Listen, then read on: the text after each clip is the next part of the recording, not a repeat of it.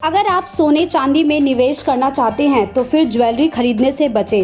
वैसे भी भारत में सोना चांदी हमेशा से निवेश और आभूषणों के लिहाज से अहम रहे हैं। हर त्योहार, शादी और खास अवसर पर सोने चांदी की मांग बढ़ जाती है, लेकिन जब भी कोई उपभोक्ता सोना या चांदी खरीदता है तो उसके दाम सिर्फ बाजार भाव से तय नहीं होते, बल्कि उस पर लगने वाले टैक्स का भी सीधा असर पड़ता है। वर्तमान में सोना और चांदी पर वस्तु एवं सेवा कर जीएसटी लागू है, जो उनकी कीमत को प्रभावित करता है। सरकारी नियमों के मुताबिक सोना और चांदी पर 3% जीएसटी लगाया जाता है, यानी अगर सोने का बाजार भाव 1 लाख रुपए प्रति 10 ग्राम है तो उस पर 3,000 रुपये अतिरिक्त जीएसटी के रूप में देना होगा। इसी तरह चांदी पर भी 3% जीएसटी की दर लागू है। इसके अलावा अलग से ज्वेलरी पर मेकिंग चार्जेस के तौर पर 5% जीएसटी वसूला जाता है।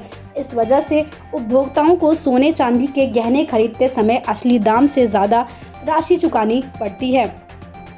उदाहरण के लिए मान लीजिए सोने का बाजार भाव 1 लाख प्रति 10 ग्राम है, उस पर जीएसटी और मेकिंग चार्ज इस तरह से जुड़ते हैं।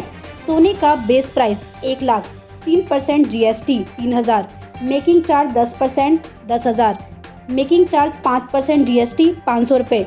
कुल कीमत 1 lakh plus 3,000 plus 10,000 plus 500 is equal to 1,13,500। इस हिसाब से ग्राहक को 10 ग्राम गोल्ड ज्वेलरी खरीदने के लिए करीब 1,13,500 चुकाने होंगे, जबकि सोने का ओरिजिनल भाव सिर्फ 1 लाख है।